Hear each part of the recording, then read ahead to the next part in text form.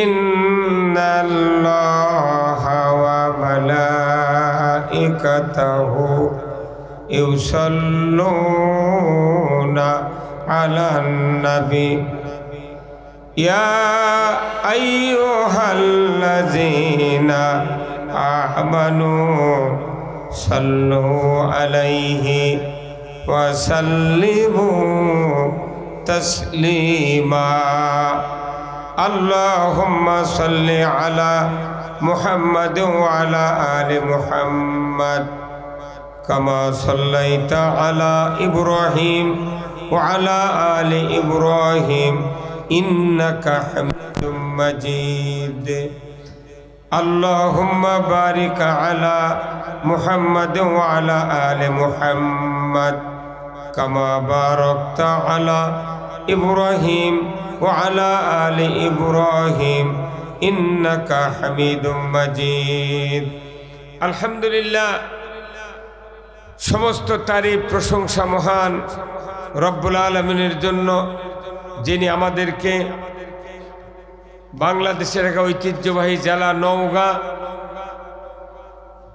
এই নওগাঁ জেলা সদরে আয়োজিত আজকের এই মখরপুর নুরানি ও হাফিজা মাদ্রাসা কর্তৃক আয়োজিত ৩৩তম ঐতিহাসিক তাফসিরুল কোরআন মাহফিল ও দোয়া মাহফিলে হাজির হয়ে কোরআন, ইসলাম, রসুলের আদর্শ, জীবনের চলার পথ ও পাথেয় সম্পর্কে কথা শোনা, বলা, জানা এবং বোঝার যে মনিব তৌফিক দিচ্ছেন, সেই মনিবের প্রতি আমরা সবাই পড়ি আলহামদুলিল্লাহ।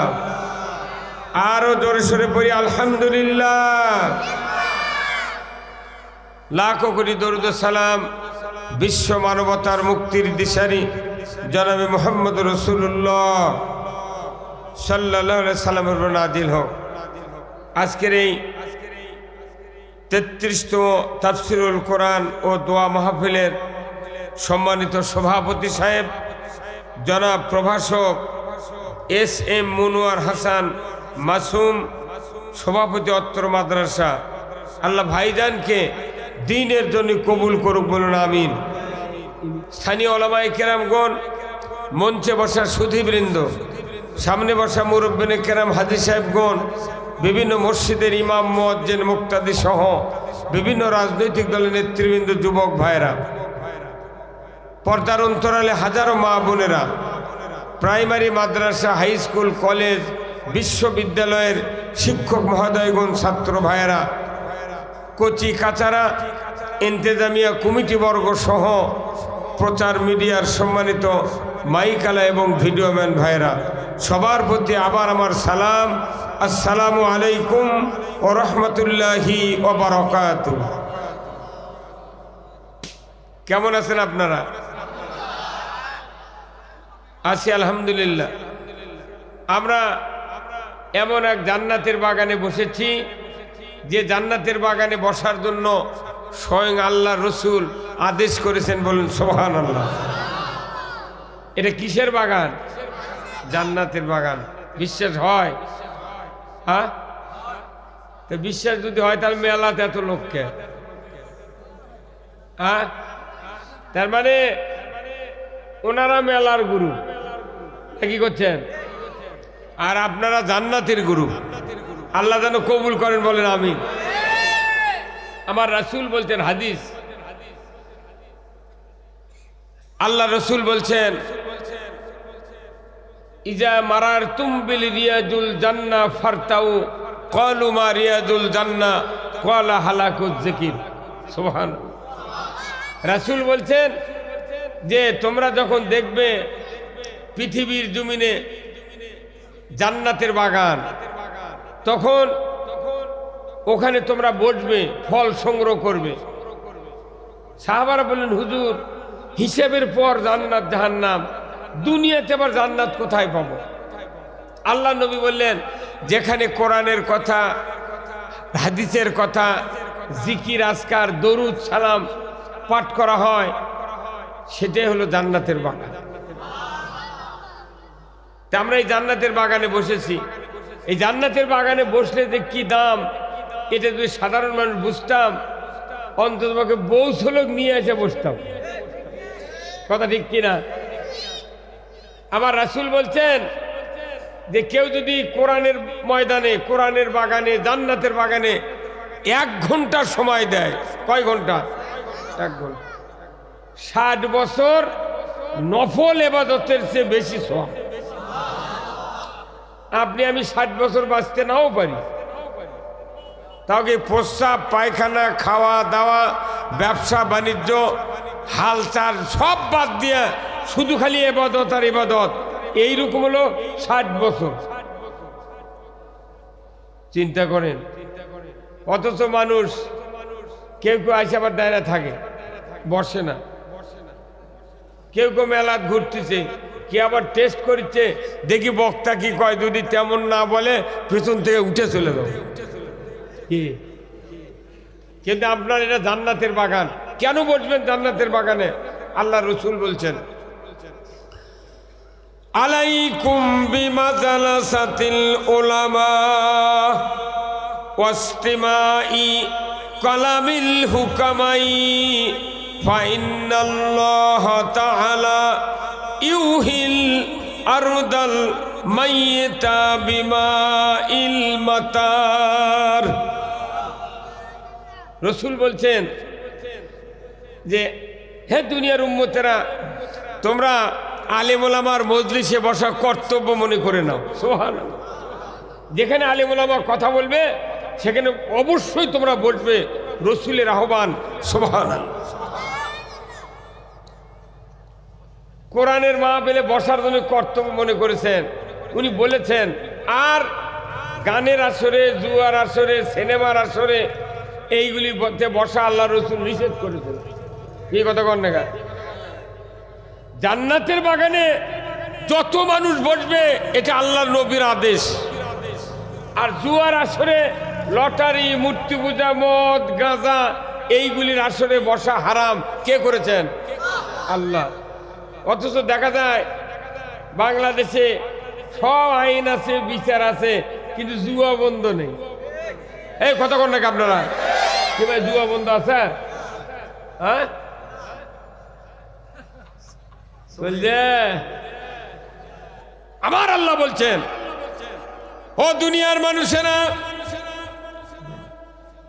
জাহান্নামীরা জাহান্নামে যাবে, জান্নাতীরা জান্নাতে যাবে। মাঝখান দিয়া এমন বেলজিয়াম কাচের প্রাচীর থাকবে, জান্নাতীরা জাহান্নামীদেরকে দেখতে পাবে।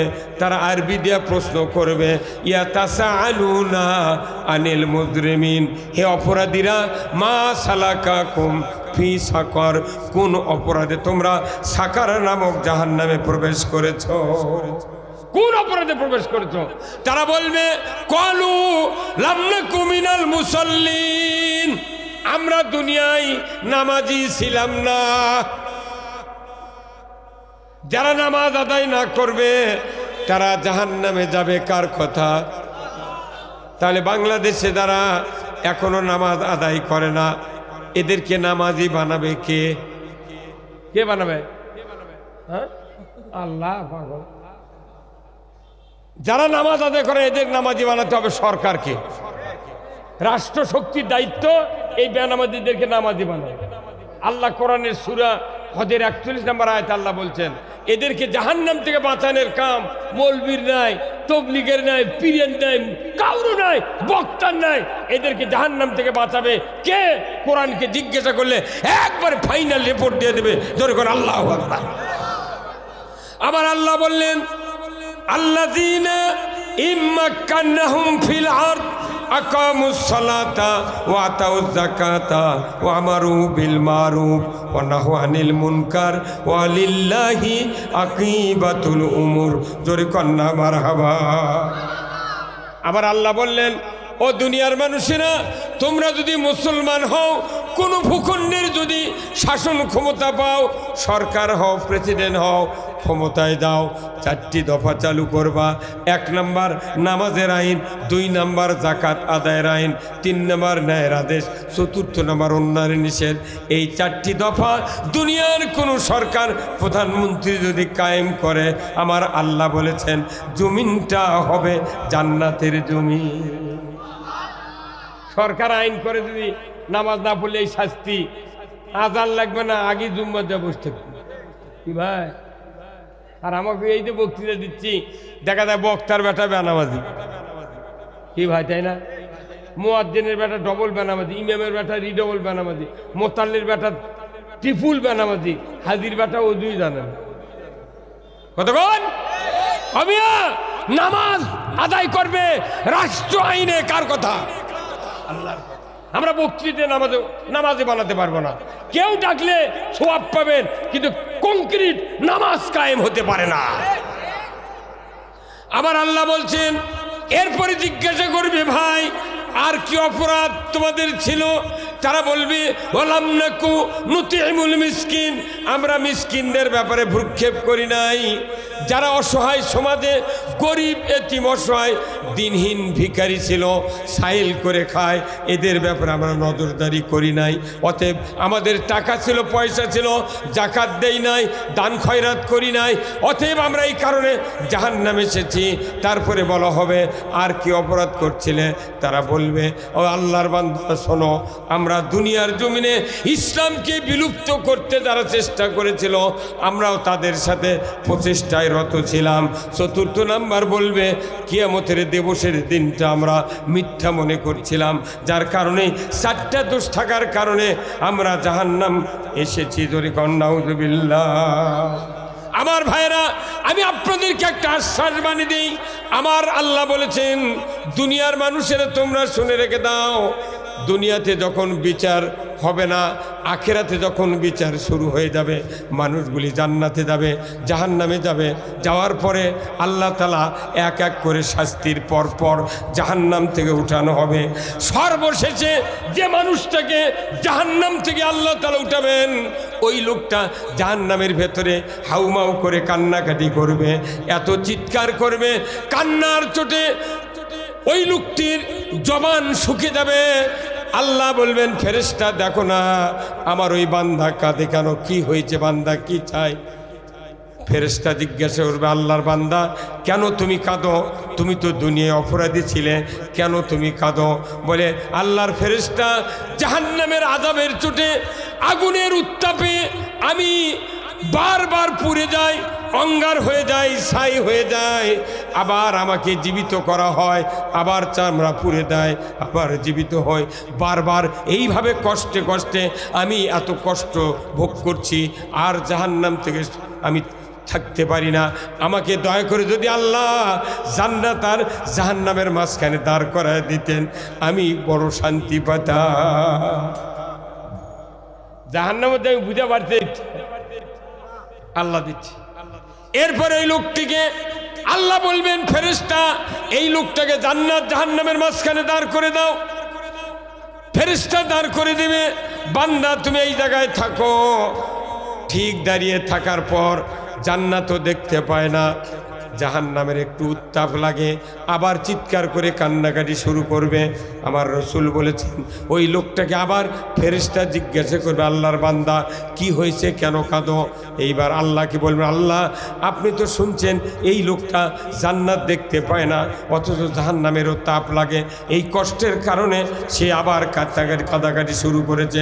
লোকটি বলবে আমাকে যদি জান্নাতের দরজায় যদি দাঁড় করে দেওয়া হতো, আমি প্রাণ ভরে জান্নাতটা দেখতাম, জান্নাতের ভেতরে আমি ঢুকতে চাই না, দরজার কাছে দাঁড়িয়ে দাও।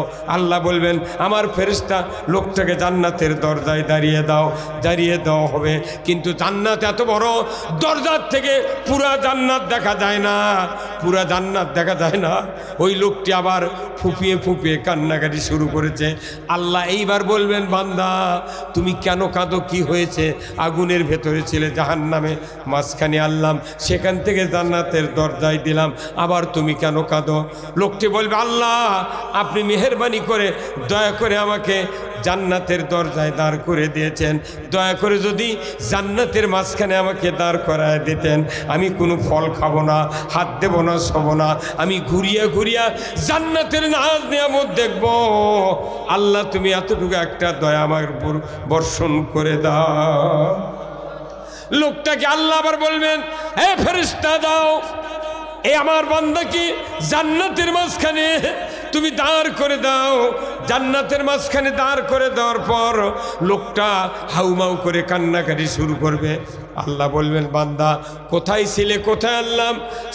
ছিলেন তুমি ছিলে জাহান্নামের ভেতরে, জান্নাত আর জাহান্নামের মাঝখানে দিলাম, সেখান থেকে জান্নাতের দরজায় দিলাম, তুমি তারপরও কাঁদতে থাকলে, আবার তোমাকে জান্নাতের মাঝখানে দিলাম, কেন আবার কাঁদো?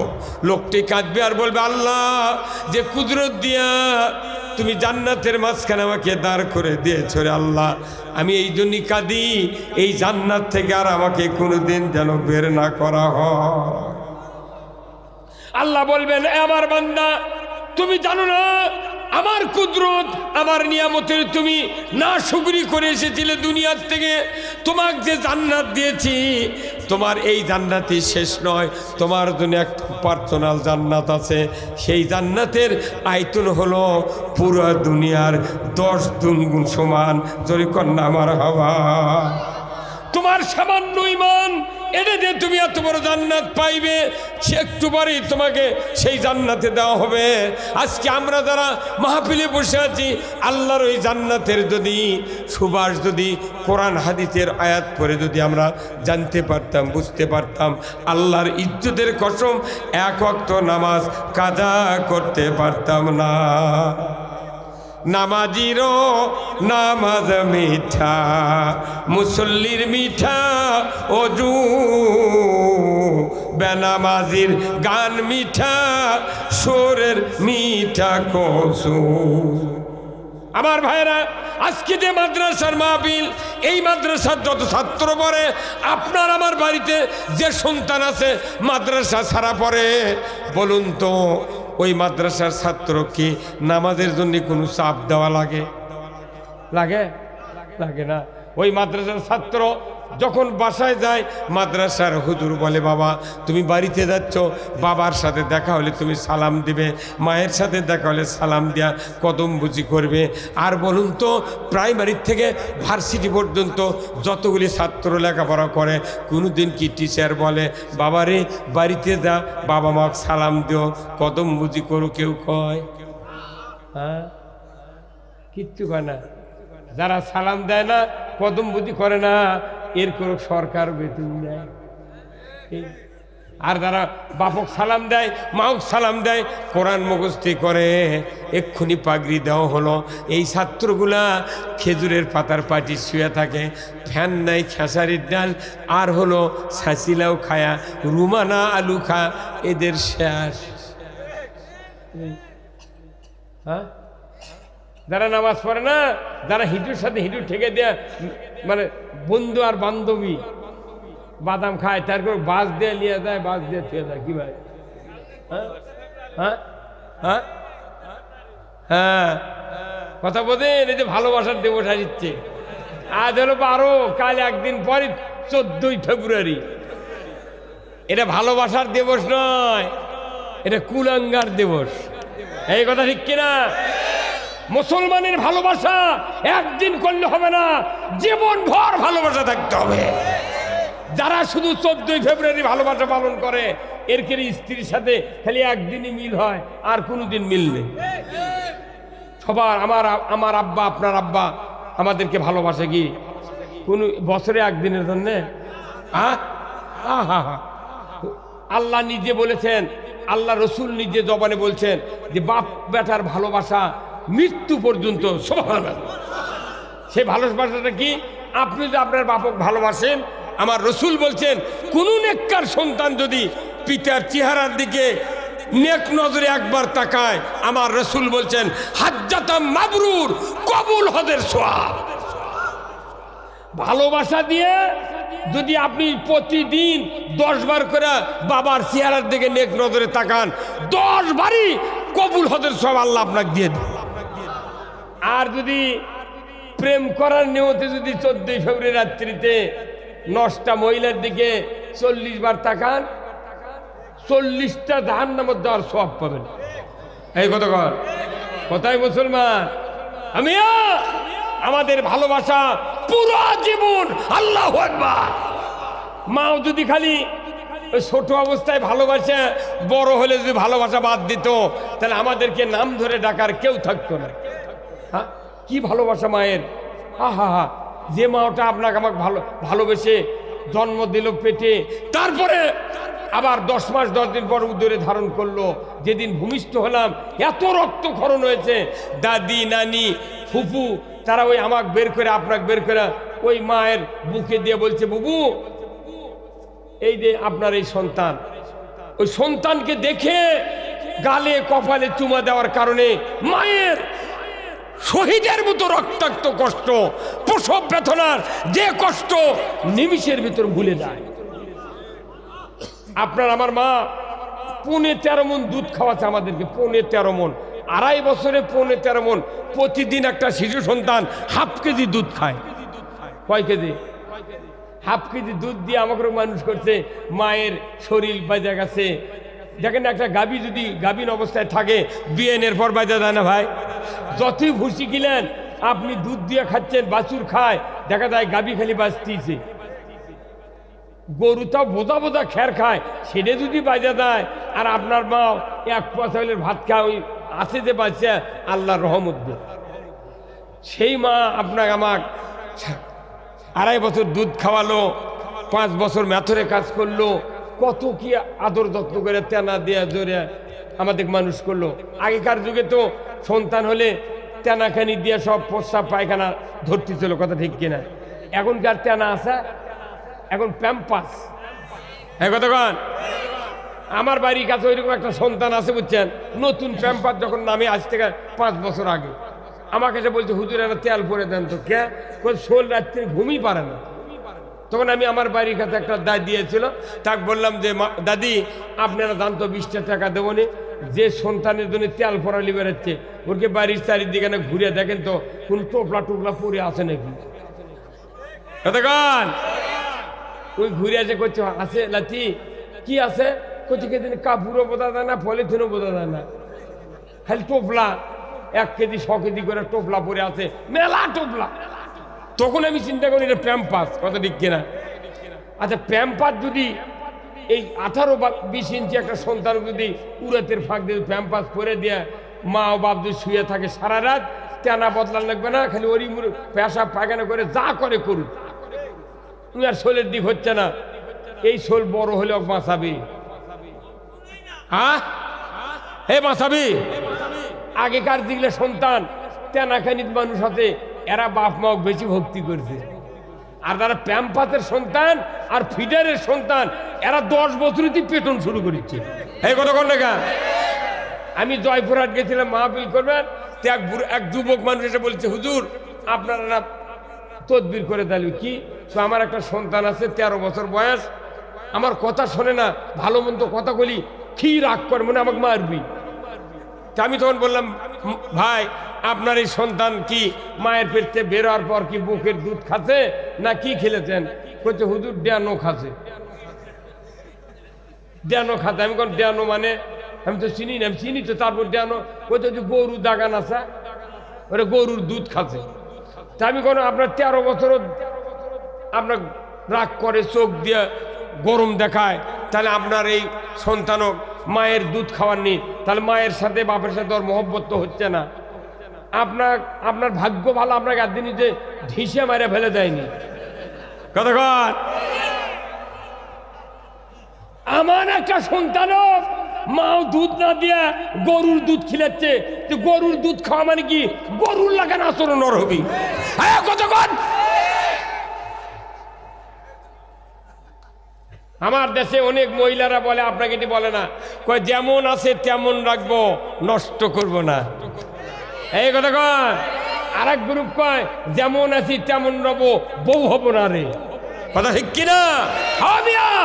আপনার আপনার কষ্ট করে আপনার বাপ মা মানুষ করেছেন। আমার রাসূল বলছেন সবচেয়ে বড় অফার হলো বাবার চেহারার দিকে যদি কেউ নেক নজরে তাকায়, প্রতি নজরে নজরে হজের ছোঁয়া। আর মায়ের পায়ের তলে আল্লাহর জান্নাত। আল জান্নাতু তাহতা আকদামিনা উম্মাহাতিকুম। দুনিয়াতে দুইটা মানুষ আমাদের কাছে সবচেয়ে প্রিয় হবে, তিনি হলেন পিতা আর মাতা। আল্লাহ রসুলের পরই মা আর বাবা। ধরে বল ঠিক কিনা? আছে কি কেউ এই যে শীত গেল, বাপ মাও যার বেঁচে আছে, দুই বাপ মা ওই দুই জোড়া মুজা কিনে দিয়েছেন, ফুলাতা গেঞ্জি কিনে দেয়া, মেরিলের কোটা কিনে দিয়েছেন। ইনকা কয়জন আছেন এই বাংলাদেশে? হাত তুলবার কয়জন পাওয়া যাবে? স্ত্রীর কসমেটিক কিনে দেওয়ার হাউস মেটেন, দৈনিক ফেয়ার অ্যান্ড লাভলি কসমেটিক শুনু ইটা ওটা মেকআপ দিচ্ছে, তুই খালি 9 ইঞ্চি খালি সাদা আঁকবো, ইদিক পাও ফাটে যায় দেখ। স্ত্রীর খেদমত করেন, মায়ের খেদমত করেন। মায়ের জাতির কত দাম জানেন আমার ভাইরা? আল্লাহর রসুল বলেছেন হুমা জান্নাতুকা ওয়া নারুকা। ওই পিতামাতায় জান্নাত, পিতামাতায় জাহান্নাম। যদি সন্তান কোরআনের হাফেজ হয়, কোরআনের আলিম হয়, আপনার সন্তান যদি চরিত্রবান হয়, আপনার খেদমত করবে, আপনার এহসান করবে, আপনার সাথে ভালো ব্যবহার করবে। কোরআনের চরিত্র ছাড়া, কোরআনের জ্ঞান ছাড়া পিতা মাতার খেদমত করার সন্তান তৈরি হয় না। সেই মাদ্রাসা আজকে মখরপুর, এই মাদ্রাসা আমি আপনাদেরকে বলতে চাই, যারা আমার সামনে বসে আছেন আমার ভাইয়েরা, আমি একটু জানতে চাই কারা কারা ঈমান নিয়ে মরতে চান? দুহাত তুলে দেখান। ঈমান নিয়ে কারা কারা মরবেন? একটু দুহাত তুলে দেখান। না আমার হাত কালা চলো চাচ্ছে আমি ঈমান নিয়ে মরি। কথা ঠিক কিনা? এই সন্তান একদিন বড় হবে, ওই সন্তান একদিন সন্তানের বাবা হবে। কথা ঠিক কিনা আমার ভাইয়েরা? আল্লাহ রসুল বলেছেন তলাবুল ইলমে ফারিদাতুন আলা কুল্লি মুসলিমিন ওয়া মুসলিমাত। প্রত্যেক নর নারীর উপর কোরআনের ইলম শিক্ষা করা ফরজ। যারা মাদ্রাসায় লেখাপড়া করে, এই সন্তান যদি আপনার হাফেজ হয়, তাহলে আপনাকে ঈমানের মৃত্যুতে সহযোগিতা করবে জাকানদানির সময়। জোরে বলুন ঠিক কিনা? রসুল বলেছেন মানুষের যখন অন্তিম শয্যার সময় এসে যায়, ডান দিকে শয়তান বসে বাবার সুরতে, বাম দিকে শয়তান বসে মায়ের সুরতে। বাবার সুরতের শয়তান বলবে, বেটারে 50 বছর মাথার ঘাম পায়ে ফেলে তোমাকে লালন পালন করে এসেছি, আমি তোমাকে না খাইয়া তোমাকে খাওয়াইছি রে বেটা। ঈদের দিনে নতুন জামা কাপড় না পরিয়া তোমাকে জামা কাপড় পরাইছি রে বেটা। আমি মরণের সময় ইহুদি ধর্ম গ্রহণ করে মারা গেছি, তুমি ইহুদি হইয়া মরো। মায়ের সুরতের শয়তান বলবে, রে বেটা আমি 60 বছর তোমাকে লালন পালন করেছি, আমি 2.5 বছর দুধ পান করাইছি 15 মণ, তোমাকে আমি 5 বছর মেথরের কাজ করেছি, কঠিন শীত থেকে বাঁচানোর জন্য আমি বুকের উপর করে তোমাকে সারা রাত উষুম দিয়েছি রে বেটা। আমি মরণের সময় নাসারা ধর্ম গ্রহণ করে মারা গেছি, তুমি নাসারা হইয়া মরো। বলুন তো, দুই দিকের দুই শয়তানের কথা শোনা যাবে? ধরে কোন যাবে? আমার নবী বলেছেন, ও দুনিয়ার উম্মতেরা তোমরা শুনে রেখে দাও, তোমার ঘরে যদি একটা সন্তান হাফেজে কোরআন হয়, আলিম বেটা হয়, কারি সাহেব বেটা হয়, কোরআন প্রেমিক হয়, ওই সন্তান যদি তোমার মরণের সময় ওযু করার পর সূরা ইয়াসিন তেলাওয়াত করতে করতে তোমাকে যদি কানের কাছে পৌঁছায় দেয়, আমার রসুল বলেছেন ওই কোরআন শোনার সাথে সাথেই ওই বাবা বলবে, এই তো আমার সেই হাফেজ সন্তান, আলিম বেটা, কোরআন প্রেমিক বেটা, যাকে আমি মাথায় টোপলা করে নিয়ে ওই মখরপুর হাফিজিয়া নুরানিয়া মাদ্রাসায় ভর্তি করে দিয়ে এসেছিলাম। 4 বছরের পর হাফেজ হয়েছিল। এই তো আমার সেই সন্তান, যাকে আমি কোরআনের হাফেজ বানাইছিলাম। ওই মরণের সময় আপনার সন্তান যদি আপনার কানে কোরআনের আওয়াজ দিতে পারে, রসুল বলেছেন ওই শয়তান তীব্র গতিতে ভাগিয়ে যাবে। রসুল মদিনার থেকে এসে বলবেন, আমার সৌভাগ্যশীল উম্মত, তুমি আর কষ্ট করো না, তোমার কোনো চিন্তা নাই, দুঃখ নাই, তুমি আমি রসুল আমার চেহারা দেখো আর কালেমা পড়ে পড়ে তুমি ইমানের কোলে ঘুমিয়ে যাও। কোরআন শিখো, শিখাও ছেলে মেয়েকে, ওহে মুসলমান, জান কবজের কালে তোমার হইবে আসান, জান কবজের কালে তোমার হইবে আসান। কোরআন শিখে তবে নিজের সন্তানগুলিকে। আজকে বাড়ি বাড়ি হাফেজ হওয়ার উচিত ছিল, কথা ঠিক কিনা? কিন্তু দেখা যায় যেখানে হাফিজি মাদ্রাসা সেই গ্রামের লোকজন মাদ্রাসা পড়ায় না। কি কি কথা বল না গা? ওই গাইবান্ধা, ওই পোরশা, সাপাহার, ওই আত্রায় নিতপুরের লোক আছে, এটি পড়াচ্ছে। আর আপনার গ্রামত মাদ্রাসা, বাড়ি বাড়ি হাফেজ নাই, তাহলে আপনার তো বাড়ির জানাজা করার লোক নাই। কতক্ষণ? তাহলে জানাজা করার লোক একটা থাকলে আপনার কি উপকার? কোরআন শুনেলে মৌতের সময় কি উপকার এটা আমরা বুঝিনি, খালি সভা করছি, বক্তৃতা শুনিচ্ছি, চলে যাচ্ছে। কিন্তু আসল বক্তৃতা হলো নিজে ইমানের মৃত্যু বরণ করার কারণের জন্য আপনাকে একটা সন্তান হাফেজ বানাতে হবে। এটা রসুলের ওয়াদা দিতে হবে। আমার ভাইয়েরা, রসুল বলেছেন একটা সন্তান কোরআন শোনাবে তোমাকে মৌতের সময়, এমন একটা সন্তান বানাও। এই বক্তৃতা ১৫০০ বছর হলে হচ্ছে, কিন্তু এখনো বাড়ি বাড়ি কোরআনের মৌলবি হাফেজ তৈরি হয়েছে। কেন হলো না? তার মানে কি? হাফেজ হলে বেতন নেই, মুয়াজ্জিনি করবি ৪,০০০ টাকা বেতন। যদি হাফেজের বেতন হতো ৭০,০০০ টাকা, তাহলে মসজিদের মোতাল্লিরা বলতো, বাবা তুই খালি আজান দেওয়া শিখ, চাকরি আছে। আমি কি আর মুয়াজ্জিনি করে বেতন নেই দেখে কয় ফকরে বিদ্যা শিখাবো না, কেজি ধরে বেজি বানাবো। কতক্ষণ? কোথায় মুসলমান? ইমানের মৃত্যুবরণ করতে চাইলে নিজের সন্তানকে হাফেজ বানাতে হবে। যে সন্তানকে পাগড়ি দেওয়া হলো, এমন আরো সন্তান এই মাদ্রাসাতে আছে। আমার রসুল বলেছেন, ও দুনিয়ার উম্মতেরা তোমরা শুনে রেখে দাও, কোরআনুল কারিমে আল্লাহ তাআলা একটা মোনাজাত নাজিল করে দিয়েছেন। আল্লাহর নবী বলেছেন, ও দুনিয়ার উম্মতেরা, কোরআনুল কারিমের একটা মোনাজাত আমার আল্লাহ পিতামাতার জন্য করা একবারে আদেশ করেছেন। দুনিয়ার যত পিতামাতা আছো আমার কাছে দোয়া করো, রব্বানা হাবলানা মিন আজওয়াজিনা ওয়া যুররিয়াতিনা ওয়া কুররাতা আয়ুনি ওয়াজআলনা লিল মুত্তাকিনা ইমামা। ও দুনিয়ার পিতামাতা, তোমরা তাহাজ্জুদ পড়ে আমার কাছে দোয়া করো, আল্লাহ আমার সন্তান সন্ততিগুলিকে ইমানের পথে কবুল করো, আর আমার সন্তানকে, ছেলেদেরকে তুমি মুত্তাকিদের ইমাম বানাও। মুত্তাকি তারাই তো নামাজ পড়ে কি ভাই, তাই না? তাহলে আপনার সন্তান ইমাম হওয়া লাগবে। আপনার সন্তান ইমামতি করতে পারে, আপনার মৃত্যুর পর আপনার সন্তান জানাজার ইমামতি করতে পারবে, কথা ঠিক কিনা?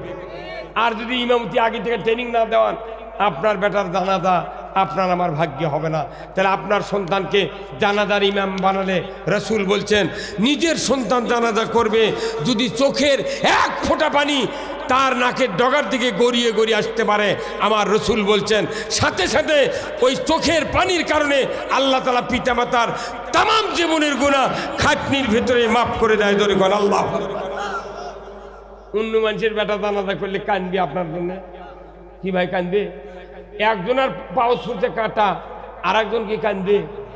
হ্যাঁ, তাহলে এই মাদ্রাসার এখন বর্তমানে যত ছাত্র আছে এর চেয়ে আরো দ্বিগুণ ছাত্র হতো যদি আশেপাশের সব বাড়ির থেকে একজন করে ছাত্র আমরা মাদ্রাসায় দিতাম, কথা ঠিক কিনা? তাহলে আপনার দায়িত্ব আপাতত একটা সন্তানক আলেম বানাতে হবে, হাফেজ বানাতে হবে। একজন হাফেজ সন্তান আপনার যদি তৈরি করা থাকে, এই সন্তান যদি হালালকে হালাল জানে, হারামকে হারাম জানে, কিয়ামতের দিন পিতামাতার মাথায় নূরের তাজ পরিয়ে দেওয়া হবে। দরকার আল্লাহ। এক্ষুনি দেখলেন না ওই হাফেজের পিতার মাথা কি দেওয়া হলো? টুপি দেওয়া হলো হাফেজের বাবার মাথা। তাহলে দুনিয়ার থেকে টুপি দেওয়া শুরু আছে। রসুল বলছেন এই হাফেজ সাহেবের বাপ এবং মায়ের মাথা কিয়ামতের দিন নূরের তাজ পরিয়ে দেওয়া হবে। এতে কি চারটিখানি কথা? হ্যাঁ, এটি দুর্নীতি বাপের মাথার টুপি দিতেছে, তাই আপনারা মনে মনে বলছেন যাক ইনকে একটা সন্তান যদি আমার হতো জীবনটা ধন্য হতো। আপনি জানেন এই হাফিজের কত দাম? এই হাফিজগুলো দিয়ে মাদ্রাসা পড়তেছে, রসুল বলছেন এই হাফিজ যখন রাস্তা দিয়ে হেঁটে হেঁটে যায় তো রহমতের ফেরেশতা পাখা বিছিয়ে দেয়। আল্লাহ বলে এই ফেরেশতা আমার এই তালবে এলেম কোরআনের হাফেজ যারা হবে, কোরআনের জ্ঞান যারা অর্জন করছে, এদের পায়ে যেন কোনো জমিনের ধুলা না ভরে, তোমরা পাখা বিছিয়ে দেবে। ওই পাখা পা দিয়ে দেয়া জাগিরদের বাড়ি যাবে, ভাত আনবে, আবার আসবে পাখার উপর পা দিয়ে দেয়া, এদেরকে তোমরা নিরাপদে রাখবে। ধরে কন সুবহানাল্লাহ। এত বড় দামি লোক তালবে এলেমের এই কোরআনের ছাত্ররা, ধরে কন সুবহানাল্লাহ। সেই মাদ্রাসা আপনার এখানে আছে। অন্ততপক্ষে যার যার ইচ্ছা আছে আমি মৃত্যুর সময় ইমান নিয়ে মরবো, আমি হাসরের ময়দানে নূরের তাজ পরবো, খাটনিতেই জীবনের গুনাহ মাপ পাবো, এমন আশায় নিজের সন্তানগুলিকে অন্ততপক্ষে একজনকে হাফেজে কোরআন বানাতে হবে। কারা কারা রাজি আছেন দুহাত তুলে আল্লাহকে দেখা। লিল্লাহে তাকবীর, নারায়ে তাকবীর। অবশ্যই হাফেজ বানার লাগবে। এই ভাইয়ের বোধহয় সন্তান নাই, ছেলে নাই, তে মেয়ে নাই, তে মেয়েকে আপনি হাফেজা বানান না? বড় হতে, হ্যাঁ বড় হয়ে গেছে, তে ছোট আছে। আপনি একজন মহিলাকে, এক মেয়ে কন্যা সন্তানকে হাফেজ বানাবেন, হাফেজা বানাবেন, আপনার ছেলে হাফেজের চেয়ে 90 ডিগ্রি শক্তিতে দোয়া কবুল হবে। ধরে কোন আল্লাহু আকবার। একজন মহিলা কন্যা সন্তান পিতাকে যা ভালোবাসে, 4 জন ছেলেও তার অর্ধেক ভালোবাসে। প্রত্যেকটা কন্যা সন্তান বাপের পাটি। কি কথা কি? সব কন্যা দেখবেন বাপের জন্য কান্দে, আর সব বেটা মায়ের ভালোবাসা। অনুরোধ করতেছি, কন্যাই খালি মনে করবে না যে এটা অসুবিধা, ছেলে হলে তো কেউ কেউ বগল বাঁধায়, হ্যাঁ, কিন্তু ওই ছেলে যখন জন্ম নেয় তখন খালা খুশি, নানি খুশি, ভাবি খুশি, দাদা খুশি, বাপ খুশি, এতই খুশি। কিন্তু তখন ওই সন্তান 10 বছর 20 বছর বয়স, তোর গাঁজা খায়, নামাজ পড়ে না, বাপক গালায় মারে, তখন কয় ই না হয় ভালো আছে। কতক্ষণ তুই লাসলুকেই হলে, কতক্ষণ লাসলুকেই হলে, লাসলুকা কতক্ষণ। আর মেয়ে ছেলে হলে কয় হুজুর যা শাসন তা হয়নি। কি চাচ্ছিল তুই? কোথায় না বংশত বাঁচিয়ে দেওয়ার লোক হবে। কত আমার কাছে বলি হুজুর দোয়া করেন একটা যাতে বংশত বাঁচিয়ে দেওয়ার সন্তান হয়। তাই আমি দোয়া করেছি, আল্লাহ দিল আর হচ্ছে একটা চোল। কিন্তু 1 বছর পরে সভা করে গেছি, বলছে হুজুর আপনার থেকে দোয়া নেন, এই যা ইচ্ছা ছিল তা হয়নি। কি হতে তুমি চাইছিলে? কি বলেছি আমি বংশত বাঁচিয়ে দেওয়ার চাইছিলাম। তো বংশত আমার হতে কি চল? কোথায় মেয়ে চল হুজুর। তাই বলে আচ্ছা, যখন এই দেশে কারেন্ট আছেন না, সন্ধ্যার সময় হারকিনকে ধরাচ্ছিল, কোথায় মেয়ে চল। তুই যা চাচ্ছ তাই তো আল্লাহ। হ্যাঁ কতক্ষণ তুই কি চাচ্ছিল যে মসজিদের মুয়াজ্জিন দে, মসজিদের ইমাম দে, না হাফেজ দে, না তা চাইনি। তুই বাঁচিয়ে দেওয়ার লোক চাচ্ছ, আল্লাহ বাঁচিয়ে দেওয়ার লোক। এই কথা ঠিক কিনা? আপনাকে সৌভাগ্য রে, আপনাকে সৌভাগ্য যে এখানে একটা হাফিজিয়া মাদ্রাসা। আপনারা একটু আন্তরিক হয়ে একটা বেটা হাফেজ বানান, আল্লাহর ইজ্জতের কসম আপনার ইবাদতের আমলে যদি কিছু ঘাটতিও হয়, ওই সন্তানের চোখের পানির কারণে আল্লাহ আপনার সব গুনাহ মাফ করে দেবে।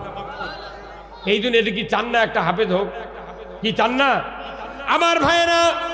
শুধু তাই নয়, কিয়ামতের ময়দানে একজন হাফেজ 10 জন মানুষকে সুপারিশ করে আল্লাহর জান্নাতে দিয়ে দিবে। ধরে কোন মারহাবা। ও আমার মা বোনেরা, ও দরদি মা বোনেরা, আপনি যদি সন্তানের সুপারিশ পায়া যদি জান্নাতে যেতে চান, বাবারা সন্তানের সুপারিশ পায় যদি জান্নাতে যেতে চান, অবশ্যই একটা হাফেজ তৈরি করতে হবে। রসুল বলেছেন 10 জন ব্যক্তির সার্টিফিকেট এসেছে জাহান্নামের, আল্লাহ বলবেন তোমার সন্তান হাফেজ হওয়ার কারণে আমি 10 জনকে সুপারিশ করার অনুমতি দিয়ে দিলাম। 10 জনের ভেতরে 1 নম্বর গ্রুপ হলো পিতা মাতা, 2 নম্বর গ্রুপ হলো দাদা দাদি, 3 নম্বর গ্রুপ হলো নানা নানি, 4র্থ নম্বর গ্রুপ হলো শ্বশুর শাশুড়ি, আর 5ম নম্বর গ্রুপ 1 নম্বর হলো মাদ্রাসার শিক্ষক, আর 2য় জনের মধ্যে যারা মাদ্রাসা করলো, অর্থ দিল, যারা জাগির রাখলো, আল্লাহর ইজ্জতের কসম রসুল বলেছেন এই 3 গ্রুপের থেকে যত মানুষ হাফেজের ব্যাপারে সহযোগিতা করবে, মাদ্রাসার ব্যাপারে সহযোগিতা করবে, আমার রসুল বলেছেন ওই 10 জনের ভেতরে এদের একজনকে আল্লাহ সুপারিশ করার হুকুম দিয়ে দেবে। জোরে কন্যা মারহাবা। ও আমার দরদি ভাইয়েরা, মখরপুরের ভাইয়েরা, আল্লাহর ইজ্জতের কসম, সন্তান যদি আলিম হয় দুনিয়াতে লস হবে না, আখেরাতে লস হবে না। আপনার একটু হয়তো দুনিয়ার জীবনে কষ্ট হবে, কিন্তু আমার রসুল বলেছেন আল্লাহ যার কল্যাণ চান তাকে কোরআনের জ্ঞান দেন। জোরে কন্যা মারহাবা। একটা সন্তান যদি MBBS ডাক্তার হয় ওই বাপের কোনো চিন্তা থাকে না, অসুস্থ হলে জোরে বলুন ঠিক কিনা। বাবা যদি অসুস্থ হয় মুনির এত বল আমার সন্তান ডাক্তার, কোনো টেনশন নাই। আপনার একটা সন্তান যদি হাফেজ হয়, আলিম হয়, তার চেয়ে বেশি সুচিন্তা আপনার হয়ে যাবে। জোরে কন্যা মারহাবা। আসুন আমার ভাইয়েরা, আমি আপনাদেরকে বলতে চাই আমার রসুল বলেছেন ইজা মাতাল ইনসানু ইনকাতা আনহু আমালু ইল্লা মিন সালাসাতিন ইল্লা মিন সাদাকাতিন জারিয়াতিন আও ইলমুহু ইয়ানতুবিহিন নাস আও ওয়ালাদুন সলিয়াদু লাহু। রাসূল বলেছেন মানুষ মরে যাবে, সমস্ত আমল বন্ধ হয়ে যাবে, 3টা আমল জারি থাকবে। 1 নম্বর সদকায়ে জারিয়া। আল্লাহ রসুল বলেছেন মসজিদ, মাদ্রাসা, স্কুল, কলেজ, রাস্তাঘাট বৃক্ষরোপণ যারা করবে এদের কিয়ামত পর্যন্ত কবরে বসে বসে সওয়াব পাবে। জোরে কন্যা মারহাবা। 2 নম্বর এলেম, কোরআন এবং হাদিসের জ্ঞান অর্জন করলো, মানুষকে বলে বলে প্রচার কাজে ব্যস্ত থাকলো। যতগুলা মানুষ এই কোরআনের আমল করবে তাদের আমল নামায় কোরআনের প্রচারের কারণে সওয়াব লেখা হবে। 3 নম্বর আউ ওয়ালাদুন সলিয়াদু লাহু, নেক সন্তান যারা তৈরি করবেন আমার আল্লাহ বলেছেন, রসুল বলেছেন তারা এই কোরআন শিক্ষা দেওয়ার কারণে, এলিম শিক্ষা দেওয়ার কারণে নেক সন্তানের দ্বারা কিয়ামত পর্যন্ত তারা সওয়াব পাবে। আস্তাগফিরুল্লাহাল্লাযী লা ইলাহা ইল্লা হুয়াল হাইয়ুল কাইয়্যুম ওয়া আতুবু ইলাইহি। আস্তাগফিরুল্লাহাল্লাযী লা ইলাহা ইল্লা হুয়াল হাইয়ুল কাইয়্যুম ওয়া আতুবু ইলাইহি। আল্লাহুম্মা আমিন। রব্বানা যালামনা আনফুসানা ওয়া ইল্লাম তাগফির লানা ওয়া তারহামনা লানাকুনান্না মিনাল খাসিরিন। রব্বুল আলামিন। আল্লাহ নওগাঁ সদরের ভেতরে আল্লাহ মখরপুর হাফেজিয়া মাদ্রাসা ময়দানে আল্লাহ হাজার হাজার মুসলমান নিয়ে আল্লাহ অনেক কোরআনের কথা আলেম ওলামাগণ বলেছেন। আল্লাহ গভীর রাত্রিতে টাকা চাইলে আমার লোকজন সরে গেল। আল্লাহ যারা দান করলেন দানের বিনিময়ে আল্লাহ তাদের জীবনের গুনাহ আপনি মাফ করে দেন। আল্লাহ যাদের নিয়তে দান করেছেন কবরগুলিকে জান্নাতের বাগান বানায় দেন। মা বোনেরা অনেক টাকা দিয়েছেন, মা বোনদেরকে আল্লাহ হাজিরা রহিমার মতো চরিত্রবান বানায় দেন। ছেলেরা, ভাইয়েরা, ছাত্র, শিক্ষক, বাবারা যারা দান করেছেন সকলের দান কবুল করিয়া যার যার সন্তানকে হাফেজে কোরআন বানানোর তৌফিক দিয়ে দেন। আল্লাহ যারা দান করেছেন তাদের বংশের ভেতরে যারা কবর হয়ে গেছে কবরগুলিকে জান্নাতের বাগান বানায়া দেন। রব্বুল আলামিন।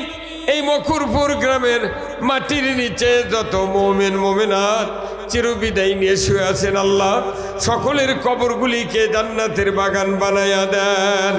আয় আল্লাহ যত ছাত্র শিক্ষক এই মাদ্রাসায় আছে জিহান শক্তি বাড়ায়া দেন।